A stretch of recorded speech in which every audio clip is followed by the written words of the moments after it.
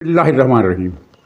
नाज़रीन, supreme court ने Bhutto case का फ़ैसला गैर कानूनी और ख़िलाफ़ इंसाफ़ करार दे दिया है। क्या ये फ़ैसला दुरुस्त है और इसका नतीजा क्या निकलेगा? और इसके साथ ही हमारा दूसरा मौज़ू ये है कि पीटीआई की तरफ से लॉन्ग मार्च की तैयारियां शुरू कर दी गई हैं। तारीख़ का अभी फ़ैसला नहीं किया, लेकिन इसके साथ ही ये एक पुख्ता ख़बर है कि इस सूरत में फिर गवर्नर राज भी तैयार है। और तीसरा एक बहुत ही अहम सवाल जो अब सबकी समझ में आने लगा है कि आज़ाद पुख्तूनस्तान के बाद गिलगित को भी अलग सूबा, अलग मुल्क बनाया जाएगा और जिसका इल्हाक या इत्तेहाद भारत के साथ किया जाएगा।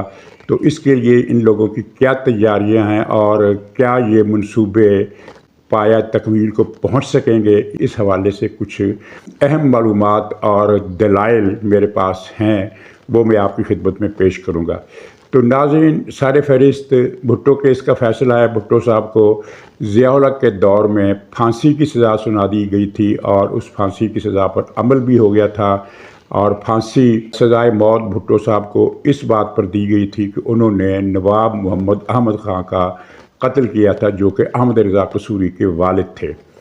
अच्छा, यहाँ हम इस बात पर बहस नहीं करेंगे कि नवाब मोहम्मद अहमद ख़ां का कत्ल भुट्टो ने करवाया या उनके हुक्म पर हुआ या नहीं हुआ, कौन कातिल था, ये एक अलग मौजू है। और इसी तरह ये सवाल भी हम नहीं करेंगे कि भुट्टो अच्छा हुक्मरान था या बुरा हुक्मरान था, उनके दौर में जमहूरियत की क्या हालत थी और कितने सौ अफराद सियासी बुनियादों पर कत्ल किए गए।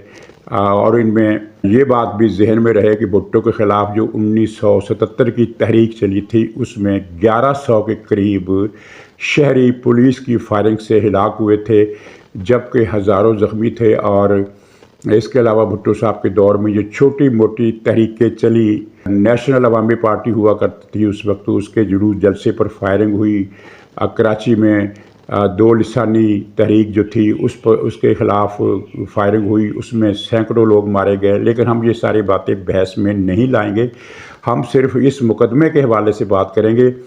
और मुकदमे का जो असल पहलू है वो ये है कि ज़िया-उल हक़ ने भुट्टो को फांसी इस बुनियाद पर नहीं दी थी कि उसने मोहम्मद अहमद ख़ां का कत्ल करवाया था। ये कत्ल एक बहाना, एक वसीला ज़रूर बनाया गया। असल वजह ये थी कि भुट्टो साहब अगर ज़िंदा रहते तो वो ज़िया-उल हक़ की हुकूमत के लिए मसला बन जाते, और ज़िया-उल हक़ के दिल में ये बात पहले से तय थी कि वो 3 महीने के लिए नहीं आए हैं, वो ताहयात हुक्मरानी के लिए आए हैं, और उस वक्त की फ़ौजी जनता का भी यही इरादा था। और नाज़रीन, यहाँ मैं आपको ये बता दूँ कि ये तअस्सुर कि भुट्टो अगर ज़िंदा रहते तो वो ज़िया-उल हक़ का तख्ता उलट देते, ये गलत है। दुनिया में आज तक किसी भी मार्शल लॉ को कोई भी पार्टी, चाहे वो कितनी ही बड़ी क्यों ना हो, ख़त्म नहीं कर सकी। इसकी मिसालें हमारे सामने इस मासर तारीख़ में भी बहुत सी हैं। बर्मा हो, थाईलैंड हो, बांग्लादेश हो, पाकिस्तान हो, तुर्की हो या शाम हो, मिस्र हो, किसी भी जगह, अफ्रीका के मुल्क हों या जनूबी अमेरिका के मुल्क हों, किसी भी जगह मार्शल लॉ अवामी तहरीकों से नहीं गया। और मार्शल लॉ ख़त्म होने के असबाब कुछ दूसरे हुआ करते हैं, जैसे कि पाकिस्तान में मार्शल लॉ जब भी ख़त्म हुआ वो फ़ौज के अंदर से ही दबाव के नतीजे में ख़त्म हुआ। आपके इल्म में है कि अयूब खान का मार्शल लॉ तब ख़त्म हुआ जब 1965 की जंग में पाकिस्तान की शिकस्त और फिर मादरे मिल्लत को धांधली से हराने के नतीजे में जो अवामी रद्द-ए-अमल पैदा हुआ, उसके बाद फ़ौज ने अयूब खान को बोझ समझना तसव्वुर कर दिया, समझना शुरू कर दिया। और फिर अयूब खान से फ़ौजी जर्नलों ने ही कहा कि भई अब तुम रास्ते से हट जाओ। वो रास्ते से हटने पर आमादा हो गया और याह्या खान ने मार्शल लॉ लगा दिया। याह्या खान का मार्शल लॉ भी अवामी तहरीक के नतीजे में नहीं गया था, बल्कि वो सकूत ढाका की वजह से गया था। इसी तरह परवेज़ मुशर्रफ का मार्शल लॉ भी उस वक्त ख़त्म हुआ जब अवामी नफ़रत का निशाना फ़ौजी अफसर बनने लगे और फ़ौज ने कहा कि ये तो बोझ है, उसको मुशर्रफ को हटाने के लिए फिर एक अदलिया बहाली मुहिम चलवाई गई। अदलिया बहाली मुहिम जो थी, अब उस वक्त हमें नहीं पता था, लेकिन बाद में पता चला کہ یہ تو وہ جو ہے نا محاورہ کہ یہ جاراندہ ہی کم ہے، تو وہ اس طرح کا مسئلہ ہو گیا۔ اسی طرح ضیاء الحق کا ماشاءاللہ بھی بھٹو صاحب اگر باہر ہوتے تو ختم نہیں کر سکتے تھے، کوئی بھی پارٹی ختم نہیں کر سکتی تھی۔ ضیاء الحق کا ماشاءاللہ تب ختم ہوا جب ایک تو امریکہ کو ضیاء الحق کی ضرورت نہیں رہی، افغان مسئلہ اس حوالے سے اس زمانے میں اس وقت کے پیمانے سے ختم ہو گیا تھا، سوویت یونین وہاں سے چلا گیا تھا، ضیاء الحق کی ضرورت نہیں رہی تھی، اور فوج کے اندر سے بھی دباؤ تھا، پریشانیاں تھیں۔ چنانچہ پھر جیسا کہ ہم سنتے ہیں کہ ادارے کے اندر سے ہی کچھ گیم تیار کی گئی، اللہ عالم کیا ہوا، کس طرح طیارہ اڑایا گیا ضیاء الحق کا۔ اگر ضیاء الحق کا طیارہ نہ اڑایا جاتا اور فوج کے اندر سے دباؤ نہ ہوتا تو ضیاء الحق نے تا حیات ہی مارشل لا ایڈمنسٹریٹر رہنا تھا۔ تو خطرہ یہ نہیں تھا کہ بھٹو صاحب مارشل لا کو ختم کر دیتے، خطرہ یہ تھا کہ ایک پاپولر لیڈر، ایک بڑی پارٹی کا لیڈر اس حکومت کے لیے مسئلے پیدا کر سکتا تھا۔ ایک مخالف پارٹی جب سرگرم ہو، اور پیپلز پارٹی نے ثابت کیا کہ وہ ضیاء الحق کے مارشل لا کے دور میں سرگرم رہی، وہ تمام سختیوں کے باوجود، لاٹھی چارج، کوڑوں کی سزائیں، پھانسیاں، قتل، اغوا کرنے کے واقعات کے باوجود پیپلز پارٹی پورے پاکستان میں فعال رہی، سندھ میں سب سے زیادہ وہ ایکٹیو رہی، اور پنجاب میں بھی اس کے ہر شہر میں جلوس نکلتے تھے، چاہے وہ 250 افراد ہوں، چاہے وہ 2500 ہوں، چاہے وہ 5 ہوں، 10 ہوں، 2 ہوں، ہر شہر میں پیپلز پارٹی جلوس نکالتی رہی اور اس نے اپنی پریزنس شو کی۔ اور اگر بھٹو صاحب زندہ رہتے تو یہ پیپلز پارٹی کی یہ ایکٹیویٹی کئی گنا زیادہ ہوتی، اور ضیاء الحق کے لیے اپنے ایجنڈے کے مطابق حکومت کرنا ناممکن ہونے کا تو خیر سوال ہی نہیں تھا، لیکن ان کے لیے مسائل پیدا ہوتے، مشکلات پیدا ہوتی، چیزیں ان کو اپنی مرضی کے مطابق طے کرنے میں رکاوٹیں پیش آتی۔ جس طرح آپ نے دیکھا کہ ضیاء الحق کے دور میں جب محمد خان جونیجو کو وزیر اعظم بنایا گیا تو محمد خان جونیجو بالکل ان کا تابع دار وزیر اعظم تھا، لیکن جہاں جہاں اس نے خود کو اسرٹ کیا تو ضیاء الحق کے لیے مسئلے پیدا ہو رہے، اس نے پھر محمد خان جونیجو کو چھٹی کرا دی۔ یہی پرویز مشرف نے کیا، جمالی کی چھٹی کرا دی، ظفر اللہ جمالی کی، حالانکہ اس کا تابع دار تھا۔ تو ان مسائل کی وجہ سے بھٹو صاحب کو ختم کرنا ضروری تھا۔ یہ جو کہا جاتا ہے نا کہ محاورہ ایک پیر پگاڑے کا کہ قبر ایک تھی اور بندے دو، مطلب یہ ہے کہ دونوں میں سے ایک کو مرنا تھا، یہ غلط ہے، ایسا نہیں ہے۔ مرنا ضیاء الحق نے بالکل نہیں مرنا تھا، کیونکہ جس کے پاس طاقت ہوتی ہے وہ مرتا نہیں ہے۔ خطرہ ہوتا ہے مسائل، ان مسائل سے جو مخالف شخصیت پیدا کر سکتی ہے۔ اسی لیے عمران خان کی حکومت لانے سے پہلے ہی یہ طے کر لیا گیا تھا کہ نواز شریف کو نااہل کر کے ملک سے باہر بھجوا دیا جائے گا کسی نہ کسی ہیلے بہانے، اور وہ بہانہ مل گیا۔ نواز شریف صاحب واقعتاً اتنے زیادہ بیمار ہو گئے کہ جنرل باجوہ کو موقع مل گیا، اور اس نے جنرل باجوہ نے کنونس کیا عمران خان کو کہ نواز شریف صاحب کو باہر بھیج دو اور یہ تمہارے لیے حکومت کرنا آسان ہو جائے گا۔ یہ بھٹو صاحب کی پھانسی کی اصل وجہ تھی۔ باقی جو بھٹو صاحب کے اس مقدمے میں جو فاؤل پلے کھیلا گیا میں اس کا ذکر نہیں کروں گا، وہ قاضی فائز عیسیٰ پر مشتمل بینچ نے، ان کے ساتھی ججوں کی مشتمل بینچ نے جو فیصلہ سنایا ہے اس کو پڑھ لیں، اس میں آپ کو صاف پتہ چل جائے گا۔ بلکہ لوگوں کو پہلے ہی پتہ تھا کہ یہ کیس جو تھا یہ فاؤل پلے تھا۔ بہت سارے لوگ بھٹو کی پھانسی پر خوش تھے، اور ظاہر ہے جب کوئی دشمن کے خلاف کوئی کارروائی ہوتی ہے تو چاہے وہ رولز کے مطابق ہو یا رولز کے خلاف ہو، اس پر خوشی ہوتی ہے، اور بھٹو کے مخالف اس پھانسی پر خوش تھے۔ لیکن یہ ہے کہ اتنی اخلاقیات ان میں ضرور تھی کہ چند ایک لوگوں کے سوا کسی نے بھی اس مسرت کا اظہار نہیں کیا، صرف کم ظرف لوگ جو تھے انہوں نے یہ کام کیا۔ مثلاً ایک بابر وان تھا جو پی ٹی آئی کا آج کل لیڈر ہے، اس نے سر عام مٹھائی تقسیم کی تھی۔ یہ مٹھائی تقسیم کرنے کا فعل انتہائی غیر انسانی ہے۔ دشمن کے مرنے پر مسرت دلوں میں فطری طور پر پیدا ہوتی ہے، اور لیکن آدمی وہ ہے جو اس مسرت کو عبرت میں بدل دے۔ مجھے یاد ہے کہ میرے ایک بہت ہی محسن اور بزرگ تھے، ان کے پاس جب یہ خبر پہنچی کہ بھٹو صاحب کو پھانسی ہو گئی ہے تو اور ایک صاحب نے آ کر کہا کہ مبارک ہو۔ وہ بھٹو صاحب کے بہت مخالف تھے جو میرے محسن جن کا میں ذکر کر رہا ہوں، تو انہوں نے ہونٹوں پر انگلی رکھ کر انہیں چپ رہنے کا اشارہ کیا اور پھر کانوں کو ہاتھ لگایا اور کہا کہ بھائی ایسی بات نہیں کرنا، اللہ تعالیٰ سے ڈرو، یہ عبرت کا مقام ہے، خوشی کا مقام نہیں ہے۔ اس وقت مجھے سمجھ میں آئی کہ اللہ تعالیٰ اور اسلام کس اخلاق کا یعنی کس اخلاق کی تعلیم دیتا ہے کہ دشمن مرے تو خوشی نہ کریے. یہ تو ایک یعنی ہمارے لوک دانش کا مقولہ ہے نا، لیکن اس الہامی دانش جو ہے وہ بھی یہی بتاتی ہے. تو دوسرے تھے جناب جس نے خوشی کا اظہار کیا، وہ ظہور الہی صاحب تھے، جنہوں نے ضیاء الحق سے کہا کہ مجھے وہ قلم دے دو جس قلم سے آپ نے بھٹو کی پھانسی کے حکم نامے پر دستخط کیے تھے، وہ قلم بڑا مبارک ہے. یہ دو چیزیں ظہور الہی کے دل میں بھٹو صاحب کے لیے دشمنی تھی، اس کا جواز موجود تھا. بھٹو نے ظہور الہی پر بہت ظلم کیے تھے، بلکہ بلوچستان میں ظہور الہی کو قتل کرانے کی سازش بھی کی. تو ان کی خوشی فطری تھی، لیکن اس خوشی کا اظہار کرنا جو تھا وہ کم ظرفی تھا، اور وہ قلم لینا ظہور الہی کو مہنگا پڑ گیا. عزالفقار کے کسی جالے نے انہیں پھر گولی کا نشانہ بنایا اور وہ قتل ہو گئے. یہ چیزیں اچھا. اب اس فیصلے پر کی تفصیل آپ پڑھیں، آپ کو اندازہ ہو جائے گا کہ یہ واقعی یہ فاؤل پلے تھا، اور اس کا نتیجہ کیا نکلے گا. اس کا نتیجہ یہی نکلے گا کہ آئندہ کے لیے کوئی، اب تو خیر میرا ذاتی گمان ہے جو یقین کی حد تک ہے کہ پاکستان میں اب کبھی مارشل لا نہیں لگے گا. لیکن اس سزا سے اب ایک یعنی ایک تو تاریخ کی کریکشن ہوگی. تاریخ کی کریکشن ہونا بڑا ضروری ہوتا ہے. اس فیصلے سے بھٹو صاحب زندہ نہیں ہو گئے، یعنی وہ تو ان کو تو پھانسی ہو گئی، وہ تو ان کی تو ہڈیاں لاش بھی گل سڑ چکی. مٹی ہر انسان نے قبر میں جا کر ایک دن مٹی میں تبدیل ہو جانا ہے، وہ تو ختم ہو گئے. وہ تو اس حوالے سے تو ہم یہ نہیں کہہ سکتے کہ بھٹو صاحب کو انصاف مل گیا. لیکن تاریخ کی کریکشن ہو گئی. جس طرح برطانیہ میں بھی ایک صاحب کو مارشل لا لگانے کے جرم میں اس کے مرنے کے بعد قبر سے نکال کر پھانسی دی گئی تھی، اور یہ برطانیہ کی جمہوری روایات میں اس بات پر فخر کیا جاتا ہے. یہی فخر ہم بھی کر سکتے تھے اگر مشرف کی لاش کو، آج بھی وقت ہے کہ مشرف کی لاش کو اس کی قبر سے نکالا جائے اور اسے پھانسی دی جائے، تاکہ پاکستان کی جمہوری روایات میں ایک فخر ہو.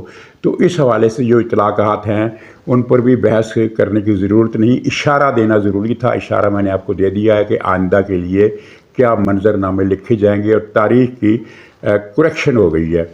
اور یہ فیصلہ قاضی فائز عیسیٰ کے لیے فائدہ مند ثابت ہوگا. اس لیے فائدہ مند ثابت ہوگا کہ انہوں نے ایک جرأت کا مظاہرہ کیا ہے. ظاہر ہے، بالکل ظاہر ہے کہ فوجی اسٹیبلشمنٹ کے اندر اس فیصلے پر کوئی خاص مسرت ظاہر نہیں کی جائے گی، اور انہوں نے یہ خطرہ مول لیا ہے. تو اس کا مطلب یہ ہے کہ وہ ایک ایسے جرأت مند جج ہیں جنہوں نے اس چیز کی پرواہ نہیں کی کہ ایک طاقتور ادارے کے اندر میرے خلاف ناراضگی ہو سکتی ہے.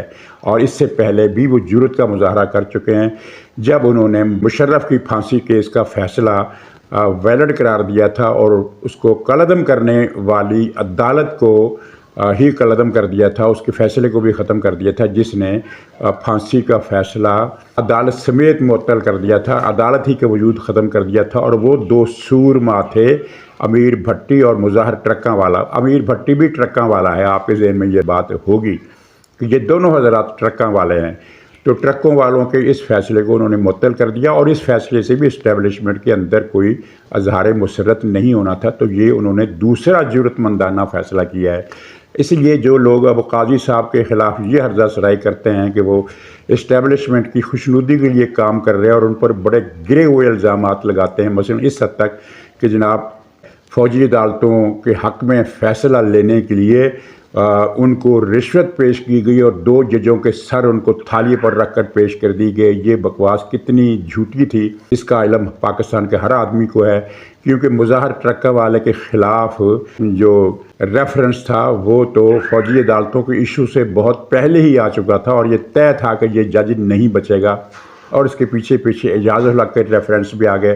اعجاز الحق نہیں، اعجاز الحسن، اس کے بارے میں کون نہیں جانتا کہ اس کو فلیٹوں والی سرکار کا نام دیا گیا تھا. تو خیر اس کا فائدہ پیپلز پارٹی سے زیادہ قاضی فائز کو ہوا ہے، کیونکہ ان کی جرأت مندی پر، ان کی بہادری پر، اور ان کے اس پہلو پر کہ وہ کسی طاقتور کی خوشنودی کے لیے فیصلہ نہیں کرتے، مہر لگ گئی ہے، اور وہ ایک دلیر جج کے طور پر سامنے آئے ہیں. ناظرین، دوسرا پوائنٹ ہے کہ لانگ مارچ کی تیاریاں شروع کر دی گئی ہیں. پی ٹی آئی نے تاریخ طے نہیں کی ہے. کل کے ولاگ میں میں نے بتا دیا تھا، آج صبح کے ولاگ میں نے بتا دیا تھا کہ انہوں نے لانگ مارچ کا فیصلہ کیا ہے۔ اب خبر یہ ہے کہ تیاریاں شروع کر دی ہیں، لیکن ان تک پھر یہ بات بھی کنوے کر دی گئی ہے کہ حضور پھر اس صورت میں پھر گورنر راج بھی تیار ہے۔ اچھا، یہاں میں ضمنی طور پر ایک سوال کرتا ہوں جو بہت سارے لوگ اور بھی کر رہے ہیں، وہ یہ ہے کہ جناب کچھ لوگ کہتے ہیں کہ نواز شریف چونکہ قابل قبول نہیں تھا، وہ اپنے اس کی چونکہ عادت تھی کہ وہ فوج کے سامنے کھڑا ہو جاتا تھا اور سویلین بالادستی کا نعرہ بلند کرتا تھا، اس لیے اس کو وزیر اعظم نہیں بننے دیا گیا اور شہباز شریف کو ان کی جگہ پر اسی لیے لایا گیا۔ تو اگر ایسا ہے تو پھر مجھے یہ بتائیے کہ ایک شخص جو یہ 9 مئی کے حملوں کے سرپنچوں میں شامل تھا، یعنی بڑوں میں شامل تھا، 9 مئی میں فوجی چھاؤنیوں اور عمارتوں اور تنصیبات پر حملوں، فوج کے خلاف نعروں، فوج کی یادگاروں کو توڑنے، شہداء کی تصویروں اور قبروں کی بے حرمتی کرنے کے واقعات میں براہ راست ملوث تھا، اور جو یہ اعلان کرتا تھا کہ ہم پختونخوا صوبے میں پاکستانی فوج کا لفظ استعمال کیا اس نے کہ ہم اپنے پختونخوا میں پاکستانی فوج کی گاڑیوں کا داخلہ بند کر دیں گے، اس کو پھر وزیر اعلیٰ کس بنیاد پر بنا دیا گیا؟ اس کو بننے کی اجازت کیوں دی گئی؟ یہ سوال اپنی جگہ ہے، لیکن بظاہر لگتا ہے یہ کوئی ایک حکمت عملی ہے کہ چلیے وہ کتھارسس کر لیں۔ اب گنڈا پور صاحب نے یہ جواز فراہم کر دیا ہے کہ اگر وہاں گورنر راج لگتا ہے تو کوئی یہ نہیں کہہ سکتا، میں یہ خبر نہیں دے رہا کہ گورنر راج لگنے والا ہے، میں یہ کہہ رہا ہوں کہ گورنر راج اگر لگتا ہے تو اس کا جواز پہلے سے موجود ہے کہ یہ وہ شخص ہے جس نے پاکستانی گاڑیوں کا داخلہ اپنے علاقے میں، جس کو وہ اپنا علاقہ کہتا ہے، اس میں بند کر دیا یا بند کرنے کا اعلان کر دیا، اور دوسرے بہت سے اعلانات ایسے کیے جن کا براہ راست نشانہ ریاست پاکستان اور پاکستان ہے۔ اور پھر ایک اور چور جو دراصل بھارت کا ایجنٹ ہے، اسد قیصر، وہ اس ذلیل اور نجس آدمی نے یہ اعلان کیا کہ ہم بغاوت کر دیں گے۔ تو یہ دونوں چیزیں مل کر سامنے آ گئیں، اور اب اگر وہ لانگ مارچ ہوتا ہے جس کے اہداف ہمیں پتہ چل گئے ہیں، سب کو متعلقہ لوگوں کو پتہ چل گئے ہیں کہ اہداف یہ ہے کہ پختونستان اور پختون خون کا نعرہ لگاتے ہوئے یہ لشکر اسلام آباد پر حملہ کرے گا اور قبضہ کرنے کی کوشش کرے گا۔ قبضہ کر نہیں سکتا، لیکن اس قبضے کی کوشش میں وہ خون ریزی کا ایک بازار گرم کرے گا اور ریاست پاکستان کی بنیادوں کو ہلا کر رکھ دینے کے منصوبے کی کوشش کرے گا۔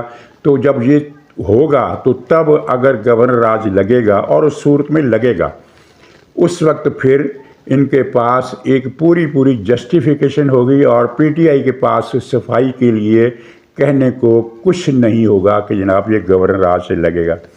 اچھا، اب یہاں ایک ضمنی سوال پھر یہ بھی ہوتا ہے کہ کیا 9 مئی کے مجرم کٹہرے میں لانے کا جو عزم فوج نے کل کیا، کیا وہ پورا ہو رہا ہے؟ جبکہ ہماری عدلیہ 9 مئی کے مجرموں کو چھوڑنے کا عزم صمیم کر چکی ہے، دہشت گردوں کو ایک ایک کر کے ضمانت پر رہا کیا جا رہا، بلکہ تھوک کے حساب سے رہا کیا جا رہا، اور اب یہ خبریں ہیں کہ پی ٹی آئی والے لوگ دعویٰ کر رہے ہیں کہ ہماری معاملات ڈن ہو گئے ہیں اور سائفر کیس سے عمران خان کو باعزت بری کرنے کا فیصلہ ہو گیا ہے، جو ہفتے 10 دن تک سنا دیا جائے گا۔ تو کیا یہ صورتحال جو ہے پاکستان یا پاکستانی ریاستی اداروں کے لیے کے مفاد میں ہے؟ ظاہر ہے کہ نہیں ہے، اور ان کی نظر ہے۔ ہم صرف یہ دیکھنا چاہتے ہیں کہ اس صورتحال سے نمٹنے کے لیے ادارے کیا حکمت عملی اختیار کرتے ہیں۔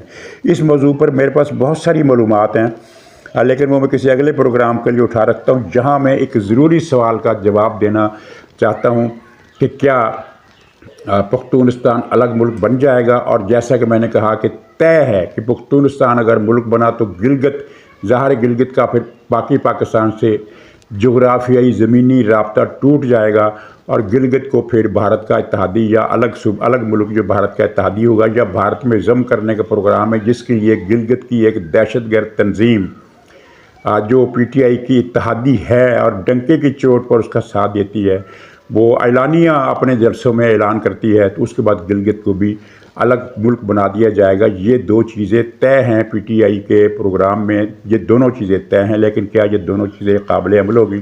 میرے پاس بہت ساری چیزیں کہنے کو ہیں، لیکن میں 2-3 باتیں عرض کرتا ہوں۔ پہلے گلگت سے شروع کرتے ہیں۔ گلگت کے بارے میں یاد رکھیے کہ وہاں کی آبادی کی اکثریت پاکستان کی، ہم یہ بھاری اکثریت اور اس پارٹی کے ورکر بھی ان کی اکثریت بھی پاکستان کی حامی ہے، جو پارٹی گلگت کو بھارت کا حصہ بنانا چاہتی ہے۔ اس پارٹی کے جو حامی ہیں، جو عقیدت مند ہیں، ان کی اکثریت بھی پاکستانی ہے۔ اور اس سے بڑی بات یہ ہے کہ گلگت کے سر پر چین بیٹھا ہے، اور چین کا سی پیک جو ہے اس کا انحصار اس بات پر ہے کہ گلگت اور پختونخوا صوبہ دونوں پاکستان کا حصہ رہیں، کیونکہ اگر یہ پاکستان کا حصہ نہیں رہتے تو پھر سی پیک بھی نہیں رہتا۔ اس کے علاوہ بھی جغرافیائی اسٹریٹجک مسئلے یہ چین کے حوالے سے، میں پاکستان کی فوج کی بات نہیں کر رہا، وہ بھی کروں گا پاکستانی فوج کی بات، پختونستان کی بات کرتا ہوں۔ اب ان کو چھوڑیں، گلگت نہیں بن سکتا۔ پختونستان کو بنانے کے لیے جتنی بھی یہ کوششیں کر لیں، پاکستانی فوج کوئی امریکہ کی فوج نہیں ہے اور نہ ہی وہ چین کی فوج ہے، لیکن پاکستانی فوج اتنی طاقت اور ہمت اور استعداد رکھتی ہے کہ وہ پختونستان کے منصوبے کو ناکام بنا دے اگر اس پر عمل درآمد کی کوشش شروع کی گئی۔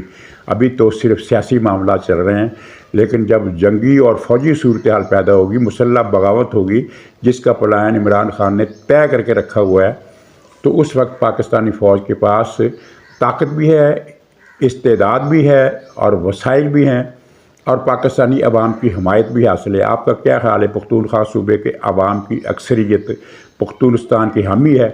اگر کوئی ایسا سوچتا ہے تو یہ اس کی غلط فہمی۔ وہاں بلا مبالغہ اس پختونستان کو پاکستان سے الگ کرنے کے حامیوں کی تعداد بہت زیادہ ہے، تھوڑی نہیں ہے، بہت زیادہ ہے، لیکن یہ بہت زیادہ مل کر مائنارٹی بنتے ہیں، میجارٹی نہیں بنتے۔ اور اب تو جو فارم 45 الیکشن کمیشن نے لگا دی ہیں، تو ان سے پتہ چلتا ہے کہ پختونخوا صوبے میں پی ٹی آئی نے کس طرح جال سازی اور دھاندلی کے ذریعے اتنی بھاری اکثریت حاصل کر لی۔ یہ تو ہے عوامی رائے عامہ کی بات۔ جہاں تک فوجی منصوبے کی بات ہے، وہ بھی میں نے کر دی کہ پاکستانی فوج اس منصوبے کو ناکام بنانے کی طاقت رکھتی ہے۔ لیکن اس سے اگلی بات سنیے۔ اگلی بات یہ ہے کہ اگر پختونستان بن جاتا ہے، بالفرض، خدا نہ کرے، ناممکن ہے کہ بنے، لیکن بن جاتا ہے، تو طالبان، افغان طالبان کی بات کر رہا ہوں، ٹی ٹی پی کا تو ایشو وہاں ختم ہو جائے گا۔ تحریک طالبان افغانستان کی توپوں کا رخ پاکستان سے ہٹ کر ایران کی طرف ہو جائے گا۔ یہ بات آپ کے علم میں ہونی چاہیے، بہت سارے لوگوں کو اندازہ ہوگا، لیکن یہ زیادہ ہائی لائٹ نہیں ہوئی بات، میں یہ کر رہا ہوں کہ ایران کی طرف ہوگا۔ اور کیوں؟ آپ کو دو باتیں سمجھنی چاہیے اس میں۔ افغانستان، ایران کے اندر 3 صوبے ہیں جن پر افغانستان کا روایتی دعویٰ رہا ہے غیر اعلانیہ، اور وہ 3 صوبوں کے نام خراسان ایک بڑا علاقہ ہے جس کے 3 صوبے ہیں، جس کو 3 صوبوں میں ایرانی حکومت نے بانٹ رکھا ہے۔ وہ اتنا رقبے کے لحاظ سے اتنا بڑا علاقہ ہے کہ اس کے 3 صوبے کرنے پڑے۔ ایک صوبے کا نام شمالی خراسان ہے، جہاں سے یہ ریلوے لائن نکل کر افغانستان کے صوبے ہرات میں داخل ہوئی ہے، اور دوسرا ہے وسطی خراسان، اور تیسرا ہے جنوبی خراسان۔ اور صرف ان 3 صوبوں پر دعویٰ نہیں ہے، ان 3 صوبوں سے بڑا دعویٰ جنوبی خراسان کے جنوب میں صوبہ ہے سیستان، یعنی جس کو ہم ایرانی بلوچستان کہتے ہیں، اس پر بھی افغان طالبان کا دعویٰ ہے۔ دعوے کی بنیاد یہ ہے کہ خراسان میں پشتون قوم رہتی ہے، مذہباً وہ بے شک شیعہ ہے، لیکن نسلی طور پر وہ افغان نسلوں سے تعلق رکھتی ہے۔ اس دعوے کی تشریح الگ سبجیکٹ ہے، اس پر خاصا وقت لگ سکتا ہے۔ اور سیستان پر یہ دعویٰ ہے کہ وہاں ہمارے سنی بھائی رہتے ہیں، یہ طالبان کا کہنا ہے، اور طالبان کے لیڈر اپنے وہاں کی افغانستان کے میں مذہبی جلسوں کے دوران سیستان پر ہونے والے ایرانی مظالم کو ہائی لائٹ کرتے رہتے ہیں، اور وہاں پر خاصا اشتعال ہے۔ پاکستان میں تو ایرانی بلوچستان کے معاملات کی خبریں سنسر ہو جاتی ہیں، اور ایرانی بلوچستان کا مطلب آپ سمجھتے ہیں اگر وہ افغانستان کے قبضے میں چلا جاتا ہے، اس کا مطلب یہ ہوگا جو چاہے بہار کی بندرگاہ ہے، 2 بندرگاہیں ہیں اس صوبے میں جو ایران کو خلیج فارس میں رسائی دیتی ہیں۔ تو جب سیستان یہ قبضے میں چلا جائے گا، افغانستان کے قبضے میں چلا جائے گا، مفروضے کی بات کر رہا ہوں نا میں، کہ اگر یہ ہوا تو پھر یہ بھی ہوگا، اور تو افغانستان کو سمندر کا ساحل مل جائے گا، اور وہ لینڈ لاکڈ کنٹری نہیں رہے گا۔ اور بلکہ افغانستان کے اندر یہ سوچ پائی جاتی ہے کہ خراسان کا ایشو بعد میں دیکھیں گے، پہلے سیستان کا ایشو ہمیں دیکھنا ہوگا۔ وہ کیسے؟ اس لیے کہ سیستان افغانستان کے جنوبی علاقہ جو ہے اس سے متصل ہے، وہاں پر حملہ کرنا اور قبضہ کرنا طالبان کے لیے آسان ہو جائے گا۔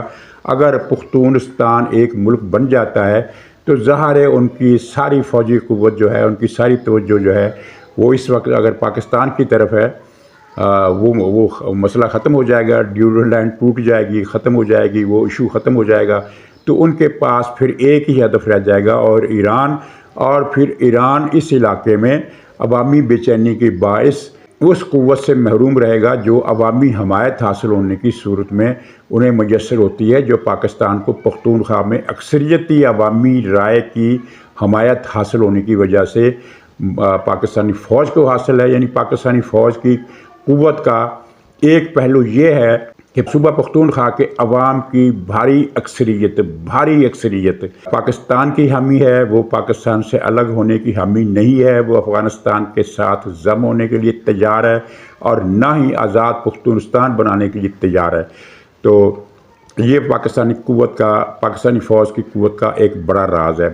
جو اقلیت ہیں وہ چاہتے ہیں کہ پاکستان سے اس کو الگ کر دیا جائے، لیکن یہ اقلیت ظاہر ہے چند سو نہیں ہے، یہ خاصی بڑی تعداد میں ہے، قابل لحاظ تعداد میں ہے، اور ہمارے جیو اسٹیٹک جو ماہرین ہیں، جو حلقے ہیں، بااثر حلقے ہیں، دانشور حلقے ہیں، ان کو اس بات کا علم ہونا چاہیے کہ پختونستان کے حامیوں کی تعداد انگلیوں پر گنی جانے والی گنتی نہیں ہے، بہت زیادہ تعداد ہے۔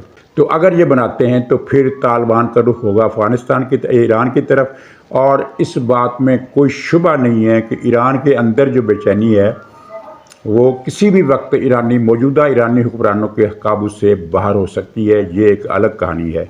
تو میرا خیال ہے اور میرا دعویٰ ہے، میرا خیال بھی ہے اور میرا دعویٰ بھی ہے کہ پختونستان بنانے کی کوشش کامیاب نہیں ہوگی، اس میں پی ٹی آئی فنا ہو کر رہ جائے گی، اور اگر مفروضاتی طور پر ہم یہ طے کر لیں کہ پختونستان بن جاتا ہے تو پھر ایران کے قبضے سے 4 صوبے، شمالی خراسان، وسطی خراسان، جنوبی خراسان اور سیستان، یہ ایران کے قبضے سے نکل جائیں گے۔ ان پر تحریک طالبان افغانستان کا قبضہ ہو جائے گا اور ان کو سمندر تک رسائی مل جائے گی۔ تو یہ اندیشے ہیں۔ اچھا، یہاں آخر میں یہ بتا دوں کہ ANP جو ماضی میں نیشنل عوامی پارٹی تھی اور جس پر یہ الزام لگتا تھا کہ وہ پختونخوا صوبے کو الگ کر کے گریٹر پختونستان بنانا چاہتی ہے، آج وہ جماعت پاکستان کے وفاق کی حامی ہے، اس نے پاکستان کے وفاق کی سالمیت کا جھنڈا اٹھایا ہوا ہے۔ اسے اگر کھڈے لائن لگانے کی کوشش کی جاتی ہے، جس طرح مولانا فضل الرحمان کے کھڈے لائن لگا دیا گیا ہے، تو یہ پاکستان کی خدمت نہیں ہوگی۔ تو ناظرین اجازت دیجیے، انشاءاللہ اگلے ولاگ میں پھر ملاقات ہوگی، تب تک کے لیے خدا حافظ۔